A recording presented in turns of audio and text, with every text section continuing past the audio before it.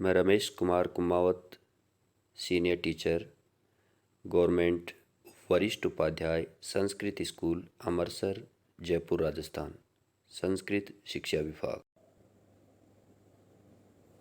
Hello everyone. कक्षा 10 विषय विज्ञान अध्याय 5 तत्वों का आवर्त वर्गीकरण को लेकर के हम चर्चा कर रहे हैं और इसमें आज हम पढ़ने वाले हैं मेंडेलीव की आवर्त सारणी। इससे पहले हम न्यूलैंड्स का अष्टक नियम और डोबेराइनर का त्रिक सिद्धांत पढ़ चुके हैं, जिनमें तत्वों के वर्गीकरण के बारे में बताया गया था।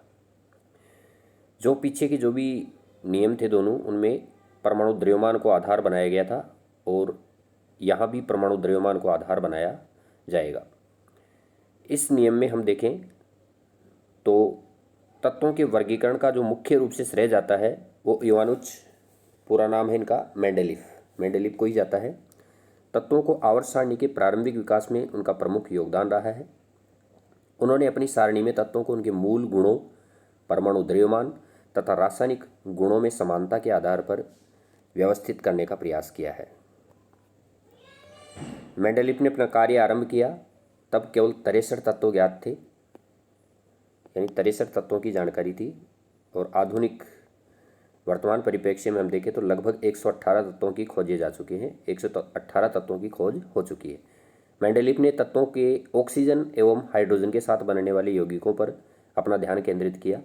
ऑक्सीजन एवं हाइड्रोजन का इसलिए चुनाव किया क्योंकि ये अत्यंत सक्रिय हैं तथा अधिकांश तत्वों के साथ यौगिक बनाते हैं।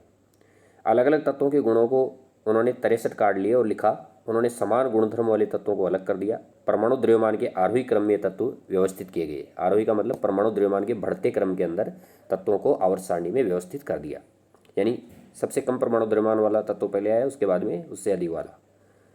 तो मेंडेलीव का जो आवर्त नियम है, आवर्त सारणी है, उसका सिद्धांत यह है कि तत्वों के गुणधर्म उनके परमाणु द्रव्यमान का आवर्त फलन होते हैं। मेंडेलीव की आवर्त सारणी में ऊर्ध्व स्तंभ यानी खड़ी जो लाइनें हैं वो ग्रुप या समूह को दर्शाती है, यानी समूह कहलाते हैं, और क्षैतिज पंक्तियां पीरियड या आवर्त कहलाती है। तो यहाँ हम आवर्त सारणी का अवलोकन करें तो कुल 8 समूह इसमें देखे जा सकते हैं और 6 आवर्त इसमें होते हैं। ये तत्वों को इसमें व्यवस्थित कर रखा है, हम इनको देख सकते हैं। फिर है मेंडेलीव की आवर्त सारणी की उपलब्धियां क्या क्या रही। सारणी में अधिक द्रव्यमान वाले तत्वों को कभी कभी कम द्रव्यमान वाले तत्वों से पहले रखना पड़ा, ऐसी भी स्थिति आई। इसका कारण ये रखा गया कि कई तत्वों के द्रव्यमान आगे वाले तत्वों से ज़्यादा थे, जैसे कि कोबाल्ट परमाणु द्रव्यमान 58.9 सारणी में निकिल से पहले आता है जबकि बाद में आना चाहिए। मेंडेलीव ने अपनी आवर्त सारणी में कुछ रिक्त स्थानों को छोड़ दिया और उन्हें एका नाम दिया, जैसे एका एल्यूमिनियम, एका सिलिकन, एका बोरोन। तो इनके जो गुण थे वो स्कैंडियम, गैलियम और जर्मेनियम तत्वों के गुणों के बिल्कुल समान थे। इसके बाद में अक्रिय गैसें आई। आवर्त सारणी की परिशुद्धता उपयोगिता की ठोस प्रमाण मिल गए। इसके अलावा मेंडेलीव के अनुमान की असाधारण सफलता के कारण आवर्त सारणी को न केवल स्वीकार किया गया अपितु इनको इसका सर्जक भी माना गया। उत्कृष्ट गैसों जैसे हीलियम, नियोन, आर्गन का पहले भी कई संदर्भों में उल्लेख किया गया। मेंडेलीव की आवर्त सारणी की एक विशेषता ये भी थी कि जब इन गैसों का पता चला, यानी अक्रिय गैसों helium, neon, argon, krypton, xenon, इन अक्रिय गैसों का जब पता चला तब पिछली व्यवस्था को छेड़े बिना इन्हें नए समूह में रखा जा सका। बाद में मतलब ये जो अक्रिय गैसें थी, helium, neon, argon, krypton, xenon, आप देख सकते हो तो आधुनिक आवर्त सारणी में 18वें ग्रुप में ये आती हैं, तो इनको अलग से रखा गया है। आसानी से इनको रखने के लिए जगह बनाई गई। अब मेंडेलीव का जो वर्गीकरण था उसकी सीमाएं क्या क्या रही, यानी कमियां क्या क्या रही। एक तो इसमें मेंडेलीव ने क्या करा कि हाइड्रोजन को नियत स्थान नहीं दिया। इसमें हाइड्रोजन के लिए कोई निश्चित व्यवस्था इसमें नहीं थी। ये मेंडेलीव की आवर्त सारणी की सबसे बड़ी कमी थी।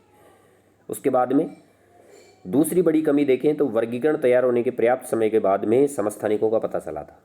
क्योंकि समस्थानिक की प्रकृति क्या होती है, समस्थानिक तत्वों के वे परमाणु होते हैं, वे रूप होते हैं जिनमें परमाणु संख्या बिल्कुल इक्वल होती है, परमाणु संख्या समान होती है, लेकिन द्रव्यमान संख्या अलग अलग होती है। जबकि समान गुणों को दर्शाने वाले होने चाहिए। तो इसके अनुसार समस्थानिकों के रासायनिक गुण समान होते हैं लेकिन उनके परमाणु द्रव्यमान अलग अलग होते हैं। तो समस्थानिकों के लिए एक बड़ा खतरा था मेंडेलीव के समय। तो समस्थानिकों का कोई अस्तित्व इसमें दिखाई नहीं दिया, इसलिए दूसरी कमी मेंडेलिव की ये मानी जाती है। और तीसरी कमी हमें देखें तो ये जो मेंडेलिव का आवर्त नियम है वो कुछ भारी तत्वों तक ही सीमित है, हल्के तत्वों पर आकर के कठिनाइयाँ उत्पन्न हल्के तत्वों पर ये लागू होता है, लेकिन भारी तत्वों पर जैसे जैसे भारी तत्वों की तरफ जाते हैं तो कठिनाइयाँ उत्पन्न होती हैं। तो ये तीसरी इसकी कमी रही थी। तो इस प्रकार से ये मेंडेलिव का आवर्त नियम और उसकी कमियां हैं। सीधा प्रश्न पूछा जा सकता है कि मेंडेलिव के आवर्त नियम की कोई 2 सीमाएं लिखिए, 2 कमियां लिखिए, तो हम इसका आंसर दे सकते हैं। नेक्स्ट हम पढ़ेंगे, आज के लिए इतना ही, आधुनिक आवर्त सारणी के बारे में। तब तक के लिए थैंक यू।